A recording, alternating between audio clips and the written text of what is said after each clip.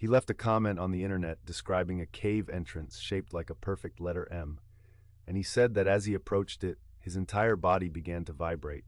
Vibrate, not shake from fear, not tremble from cold, an involuntary physical vibration he couldn't explain and couldn't stop. So he turned around, he left, and then months later, he went back alone. What makes this case genuinely disturbing isn't the cave, it's the paper trail Kenny Veach left behind. A digital record of a man methodically walking towards something that, by his own account, had already warned him away. We have his words, we have his videos, we have a search and rescue operation that found almost nothing, and we have a comment section, one that in hindsight raises uncomfortable questions about what role an audience plays when it encourages someone to return to a place that already frightened them. Kenny Veach was not a reckless person. That's the first thing to understand.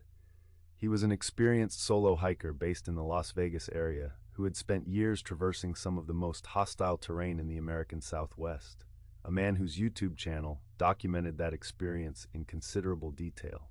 He knew the Mojave, he respected it. His YouTube channel, under the name Snakebitten G, documented his solo expeditions with the calm, methodical confidence of someone who understood desert survival at a granular level. In late 2014, Veach posted a comment on a YouTube video, one dealing with the Nevada desert and the restricted military installations nearby. In that comment, he described a previous hike near Nellis Air Force Base, a stretch of restricted military land in southern Nevada. He wrote that during that hike, he had discovered a cave entrance shaped like the letter M. And he wrote something else. He said that as he drew closer to the entrance, his whole body began to vibrate. The sensation became so intense, so overwhelming, that he turned back. He never entered the cave. The comment was noticed. People asked questions. They pushed him. Go back, they said. Find it again. Film it. So he did. In November 2014, Kenny Veach set out on a return hike to locate what he had started calling the M Cave. He had been communicating online in the period leading up to the hike. He did not return. His girlfriend reported him missing. Search and rescue teams were deployed across the desert terrain near Nellis Air Force Base. The search covered rugged, remote ground, the kind of landscape that swallows evidence completely. After extensive efforts, investigators found one single item, his cell phone, abandoned near a mine shaft. No body, no backpack, no further trace, gone. The location of the phone raised immediate questions. A mine shaft in that region is not a casual discovery. It suggests either a fall, accidental, fatal, final, or something more deliberate. The Nevada desert contains hundreds of abandoned mine shafts, a hazard well documented by the Nevada Division of Minerals, many of them structurally unstable and located far from any marked trail. A man could disappear into one completely and never be recovered. This is where the case breaks open, because two possibilities sit directly in opposition, and neither one is comfortable. The first, Kenny Veach, an experienced hiker, suffered a fatal accident in remote terrain, likely a mine shaft. His remains unreachable. Tragic, plausible, consistent with the evidence.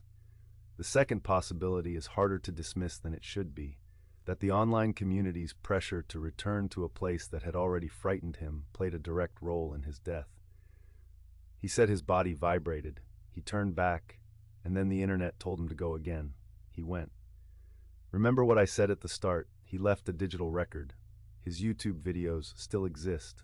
His comment still exists. And the vibration he described has attracted serious amateur analysis over the years, with theories ranging from infrasound generated by wind moving through cave systems, a phenomenon that researchers have studied in connection with physical sensations and unease in human subjects, though its role in any specific case remains a matter of ongoing investigation, to proximity effects from nearby military installations. None of these theories have been confirmed. None of them explain the M-shaped entrance he described. Kenny Veach was never found. Not then, not ever. His case remains an open missing persons file. The cave he described has never been officially identified or located, and that is the question that stays with you after everything else fades. Not whether he fell, not whether the cave is real, but this: if Kenny Veach had never posted that comment, if no one had ever replied, would he have gone back at all?